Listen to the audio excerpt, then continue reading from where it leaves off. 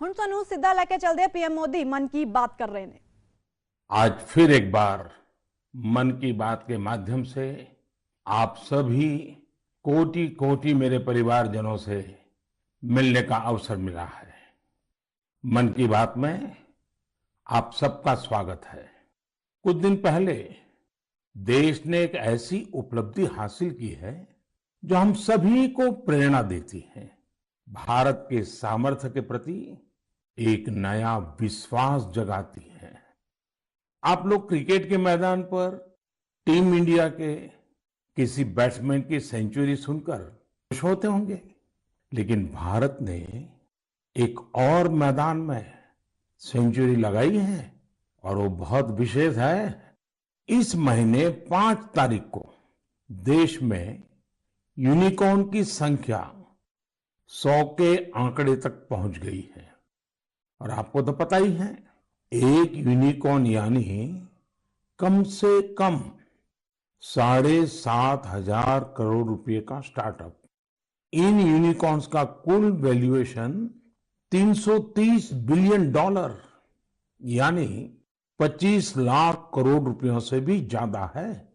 निश्चित रूप से ये बात हर भारतीय के लिए गर्व करने वाली बात है।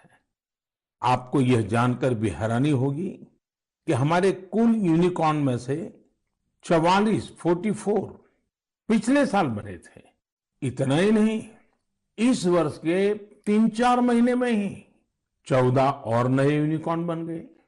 इसका मतलब यह हुआ कि ग्लोबल पैंडेमिक के इस दौर में भी हमारे स्टार्टअप्स वेल्थ और वैल्यू क्रिएट करते रहे।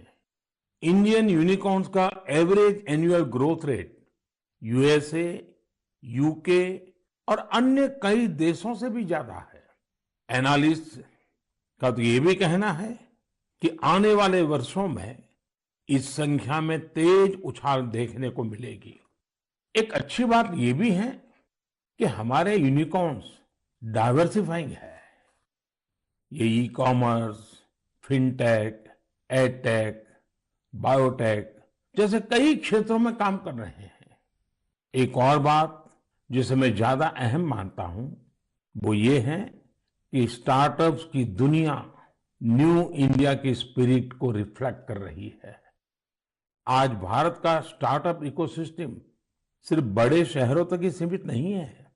छोटे छोटे शहरों और कस्बों से भी एंटरप्रेन्योर सामने आ रहे हैं। इससे पता चलता है कि भारत में जिसके पास इनोवेटिव आइडिया है वो वेल्थ क्रिएट कर सकता है। साथियों, देश की इस सफलता के पीछे देश की युवा शक्ति, देश के टैलेंट और सरकार सभी मिलकर के प्रयास कर रहे हैं। हर किसी का योगदान है। लेकिन इसमें एक और बात महत्वपूर्ण है, वो है स्टार्टअप वर्ल्ड में राइट मेंटरिंग यानी सही मार्गदर्शन। एक अच्छा मेंटर स्टार्टअप को नई ऊंचाइयों तक ले जा सकता है। वह फाउंडर्स को राइट डिसीजन के लिए हर तरह से गाइड कर सकता है। मुझे इस बात का गर्व है कि भारत में ऐसे बहुत से मेंटर्स हैं जिन्होंने स्टार्टअप्स को आगे बढ़ाने के लिए खुद को समर्पित कर दिया है। श्रीधर वेम्बू जी को हाल ही में पद्म सम्मान मिला है। वह खुद एक सफल एंटरप्रेन्योर है, लेकिन अब उन्होंने दूसरे एंटरप्रेन्योर को एनरूम करने का भी बीड़ा उठाया है। श्रीधर जी ने अपना काम ग्रामीण इलाके से शुरू किया है। वे ग्रामीण युवाओं को गांव में ही रहकर इस क्षेत्र में कुछ करने के लिए प्रोत्साहित कर रहे हैं। हमारे यहाँ मदन पड़ाकी जैसे लोग भी हैं जिन्होंने रूरल एंटरप्रेन्योर्स को बढ़ावा देने के लिए 2014 में वन ब्रिज नाम का प्लेटफॉर्म बनाया था। आज वन ब्रिज दक्षिण और पूर्वी भारत के 75 से अधिक जिलों में मौजूद है। इससे जुड़े 9,000 से अधिक रूरल एंटरप्रेन्योर्स ग्रामीण उपभोक्ताओं को अपनी सेवाएं उपलब्ध करा रहे हैं। मीरा शेनॉय जी भी ऐसी ही एक मिसाल है। वो रूरल, ट्राइबल और डिसेबल यूथ के लिए मार्केट लिंक स्किल ट्रेनिंग के क्षेत्र में उल्लेखनीय कार्य कर रही है। मैंने यहां तो कुछ ही नाम लिए हैं, लेकिन आज हमारे बीच मेंटर्स की कमी नहीं है। हमारे लिए यह बहुत प्रसन्नता की बात है कि स्टार्टअप्स के लिए आज देश में एक पूरा सपोर्ट सिस्टम तैयार हो रहा है। मुझे विश्वास है कि आने वाले समय में हमें भारत के स्टार्टअप वर्ल्ड के प्रगति की नई उड़ान देखने को मिलेगी। साथियों, कुछ दिनों पहले मुझे एक ऐसी इंटरेस्टिंग और अट्रैक्टिव चीज मिली जिसमें देशवासियों की क्रिएटिविटी और उनके आर्टिस्टिक टैलेंट का रंग भरा है। एक उपहार है जिसे तमिलनाडु के तंजावुर के एक सेल्फ हेल्प ग्रुप ने मुझे भेजा है। इस उपहार में भारतीयता की सुगंध है और मातृशक्ति के आशीर्वाद। मुझ पर उनके स्नेह की भी झलक है। यह एक स्पेशल तंजावुर डॉल है जिसे जीआई टैग भी मिला हुआ है। मैं तंजावुर सेल्फ हेल्प ग्रुप को विशेष धन्यवाद देता हूं कि उन्होंने मुझे स्थानीय संस्कृति में रचे बसे इस उपहार को भेजा।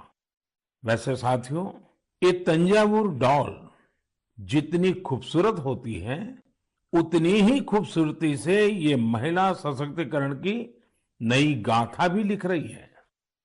तंजावुर में महिलाओं के सेल्फ हेल्प ग्रुप्स के स्टोर और कियोस्क भी खुल रहे हैं।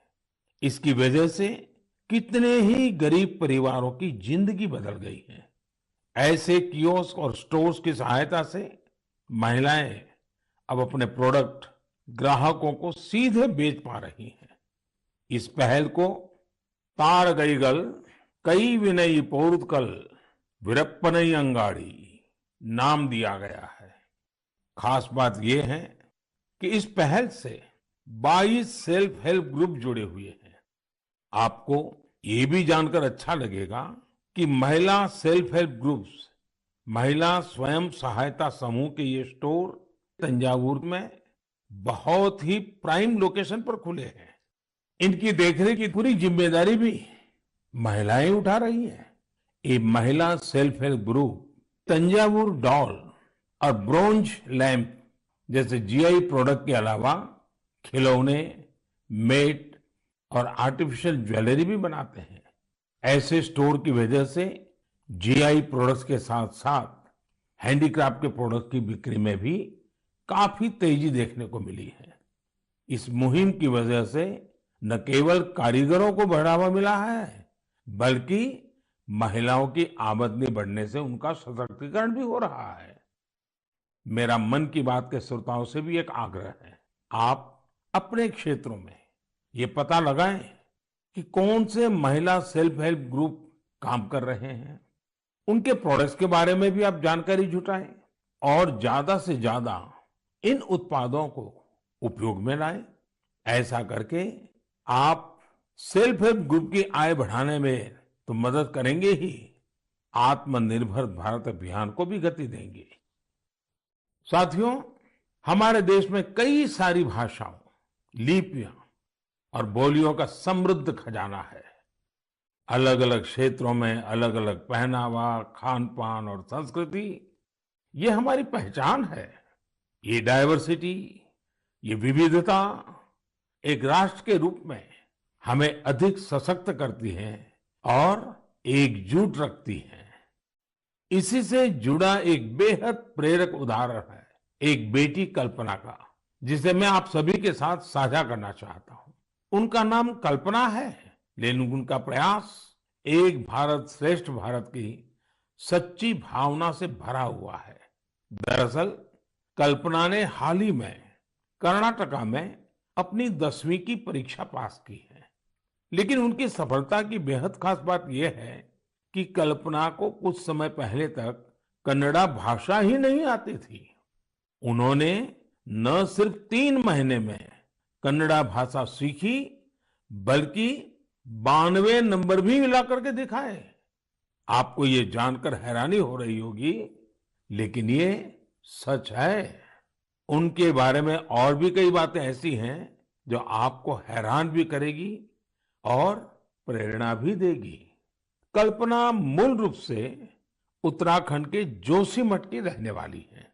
वे पहले टीबी से पीड़ित रही थी और जब वे तीसरी कक्षा में थी तभी उनकी आंखों की रोशनी भी चली गई थी। लेकिन कहते हैं ना, जहां चाह वहां राह। कल्पना बाद में मैसूरू की रहने वाली प्रोफेसर तारामूर्ति के संपर्क में आई, जिन्होंने न सिर्फ उन्हें प्रोत्साहित किया बल्कि हर तरह से उनकी मदद भी की। आज वो अपनी मेहनत से हम सब के लिए एक उदाहरण बन गई है। मैं कल्पना को उनके हौसले के लिए बधाई देता हूं। इसी तरह हमारे देश में कई ऐसे लोग भी हैं जो देश की भाषाई विविधता को मजबूत करने का काम कर रहे हैं। ऐसे ही एक साथी हैं पश्चिम बंगाल में पुरुलिया के श्रीपति टूडू जी। टूडू जी पुरुलिया की सिद्धो कानो बिरसा यूनिवर्सिटी में संथाली भाषा के प्रोफेसर हैं। उन्होंने संथाली समाज के लिए उनकी अपनी ओल्ड चिकी लिपि में देश के संविधान की कॉपी तैयार की है। श्रीपति टूडू जी कहते हैं कि हमारा संविधान हमारे देश के हर एक नागरिक को उनके अधिकार और कर्तव्य का बोध कराता है। इसलिए प्रत्येक नागरिक को इससे परिचित होना जरूरी है। इसलिए उन्होंने संथाली समाज के लिए उनकी अपनी लिपि में संविधान की कॉपी तैयार करके भेंट सौगात के रूप में दी है। मैं श्रीपति जी की सोच और उनके प्रयासों की सराहना करता हूं। ये एक भारत श्रेष्ठ भारत की भावना का जीवंत उदाहरण है। इस भावना को आगे बढ़ाने वाले ऐसे बहुत से प्रयासों के बारे में आपको एक भारत श्रेष्ठ भारत की वेबसाइट पर भी जानकारी मिलेगी। यहाँ आपको खान पान, कला, संस्कृति, पर्यटन समेत ऐसे कई विषयों पर एक्टिविटीज के बारे में पता चलेगा। आप इन एक्टिविटीज में हिस्सा भी ले सकते हैं।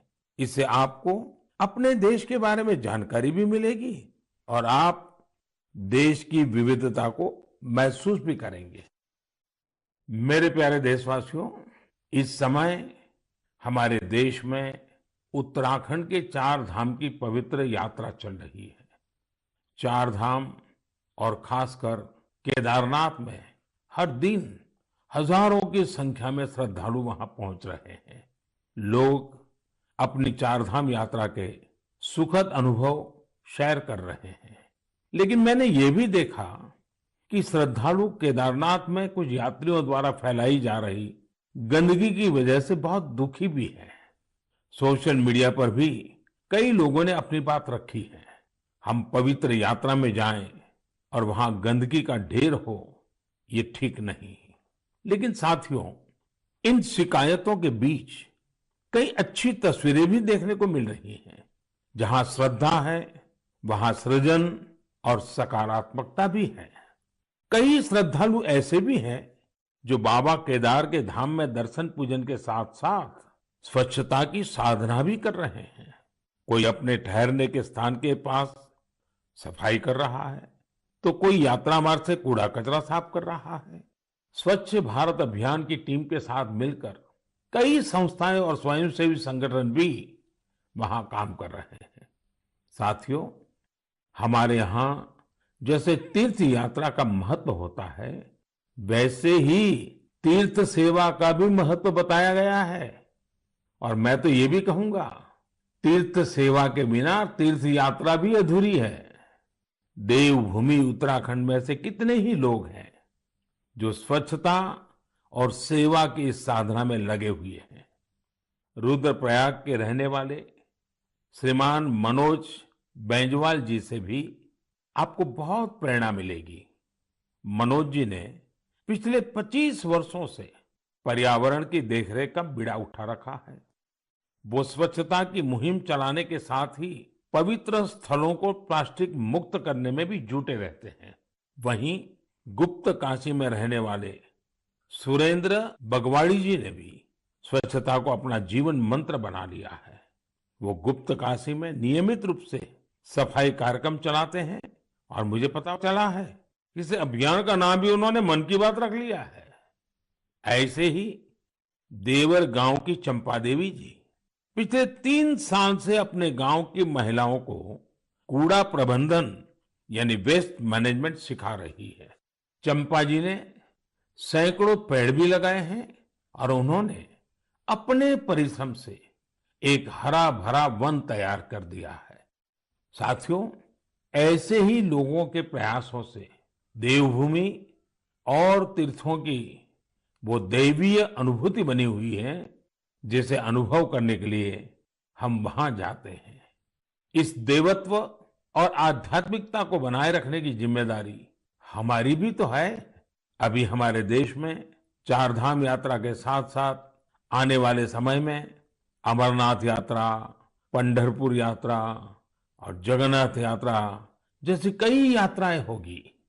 सावन मास में तो शायद हर गांव में कोई न कोई मेला लगता है। साथियों, हम जहां कहीं भी जाए, इन तीर्थ क्षेत्रों की गरिमा बनी रहे, शुचिता, साफ सफाई, एक पवित्र वातावरण, हमें इसे कभी नहीं भूलना है। उसे जरूर बनाए रखें और इसलिए जरूरी है कि हम स्वच्छता के संकल्प को याद रखें। कुछ दिन बाद ही 5 जून को विश्व पर्यावरण दिवस के रूप में मनाता है। पर्यावरण को लेकर हमें अपने आसपास की सकारात्मक अभियान चलानी चाहिए और ये निरंतर करने वाला काम है। आप इस बार सबको साथ जोड़कर स्वच्छता और वृक्षारोपण के लिए कुछ प्रयास जरूर करें।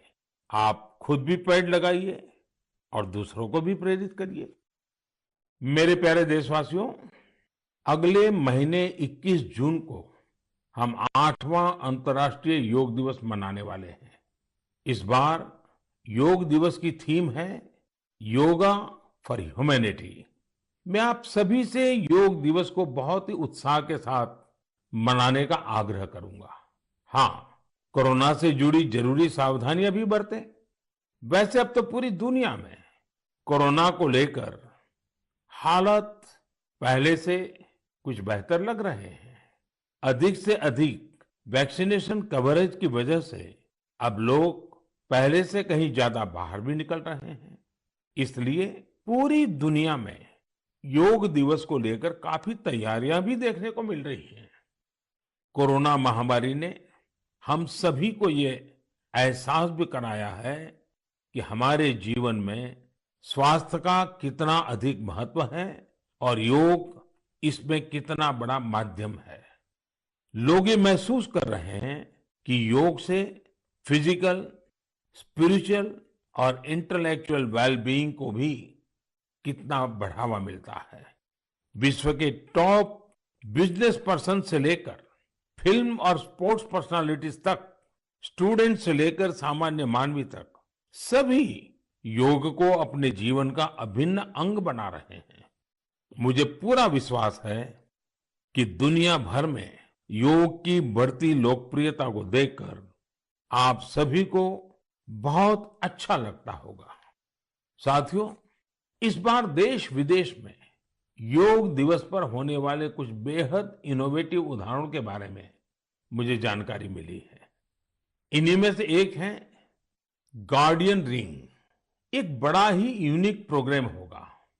इसमें मूवमेंट ऑफ सन को सेलिब्रेट किया जाएगा। यानी सूरज जैसे जैसे यात्रा करेगा, धरती के अलग अलग हिस्सों से हम योग के जरिए उसका स्वागत करेंगे। अलग अलग देशों में इंडियन मिशंस वहां के लोकल टाइम के मुताबिक सूर्योदय के समय योग कार्यक्रम आयोजित करेंगे। एक देश के बाद दूसरे देश से कार्यक्रम शुरू होगा। पूरब से पश्चिम तक निरंतर यात्रा चलती रहेगी। फिर ऐसे ही ये आगे बढ़ता रहेगा। इन कार्यक्रमों की स्ट्रीमिंग भी इसी तरह एक के बाद एक जुड़ती जाएगी। यानी ये एक तरह का रिले योगा स्ट्रीमिंग इवेंट होगा। आप भी इसे जरूर देखिएगा। साथियों, हमारे देश में इस बार अमृत महोत्सव को ध्यान में रखते हुए देश के 75 प्रमुख स्थानों पर भी अंतर्राष्ट्रीय योग दिवस का आयोजन होगा। इस अवसर पर कई संगठन और देशवासी ने अपने अपने स्तर पर अपने अपने क्षेत्र की खास जगहों पर कुछ न कुछ इनोवेटिव करने की तैयारी कर रहे हैं। मैं आपसे भी यह आग्रह करूंगा, इस बार योग दिवस मनाने के लिए आप अपने शहर, कस्बे या गांव की किसी ऐसी जगह चुने जो सबसे खास हो। ये जगह कोई प्राचीन मंदिर और पर्यटन केंद्र हो सकता है, या फिर किसी प्रसिद्ध नदी, झील या तालाब का किनारा भी हो सकता है। इससे योग के साथ साथ आपके क्षेत्र की पहचान भी बढ़ेगी और पर्यटन को भी बढ़ावा मिलेगा। इस समय योग दिवस को लेकर 100 डे काउंटडाउन भी जारी है, या यूं कहें कि निजी और सामाजिक प्रयासों से जुड़े कार्यक्रम 3 महीने पहले ही शुरू हो चुके हैं। जैसा कि दिल्ली में 100वें दिन और 75वें दिन के काउंटडाउन प्रोग्राम्स हुए हैं, वहीं असम के शिवसागर में 50वें और हैदराबाद में 25वें काउंटडाउन इवेंट आयोजित किए गए। मैं चाहूंगा कि आप भी अपने यहां अभी से योग दिवस की तैयारियां शुरू कर दीजिए। ज्यादा से ज्यादा लोगों से मिलिए। हर किसी को योग दिवस के कार्यक्रम में जुड़ने के लिए आग्रह कीजिए, प्रेरित कीजिए। मुझे पूरा भरोसा है कि आप सभी योग दिवस में बढ़ चढ़कर हिस्सा लेंगे, साथ ही योग को अपने दैनिक जीवन में भी अपनाएंगे। साथियों, कुछ दिन पहले मैं जापान गया था। अपने कई कार्यक्रमों के बीच मुझे कुछ शानदार शख्सियतों से मिलने का मौका मिला। मैं मन की बात में आपसे उनके बारे में चर्चा करना चाहता हूं। वे लोग हैं तो जापान के, लेकिन भारत के प्रति इनमें गजब का लगाव और प्रेम है। इनमें से एक है हिरोशी कोइके जी, जो एक जाने माने आर्ट डायरेक्टर है। आपको ये जानकर बहुत ही खुशी होगी कि इन्होंने महाभारत प्रोजेक्ट को डायरेक्ट किया है। इस प्रोजेक्ट की शुरुआत कंबोडिया में हुई थी और पिछले 9 सालों से ये निरंतर जारी है। हिरोशी कोइके जी हर काम बहुत ही अलग तरीके से करते हैं। वे हर साल एशिया के किसी देश की यात्रा करते हैं और वहां लोकल आर्टिस्ट और म्यूजिशियंस के साथ महाभारत के कुछ हिस्सों को प्रोड्यूस करते हैं। इस प्रोजेक्ट के माध्यम से उन्होंने इंडिया, कंबोडिया और इंडोनेशिया सहित 9 देशों में प्रोडक्शन किए हैं और स्टेज परफॉर्मेंस भी दी है। हिरोशी कोइके जी उन कलाकारों को एक साथ लाते हैं जिनका क्लासिकल और ट्रेडिशनल एशियन परफॉर्मिंग आर्ट्स में डाइवर्स बैकग्राउंड रहा है। इस वजह से उनके काम में विविध रंग देखने को मिलते हैं। इंडोनेशिया, थाईलैंड, मलेशिया और जापान के परफॉर्मर्स जावा नृत्य, बाली नृत्य, थाई नृत्य के जरिए इसे और आकर्षक बना देते हैं। खास बात यह है कि इसमें प्रत्येक परफॉर्मर अपनी ही मातृभाषा में बोलता है और कोरियोग्राफी बहुत ही खूबसूरती से इस विविधता को प्रदर्शित करती है।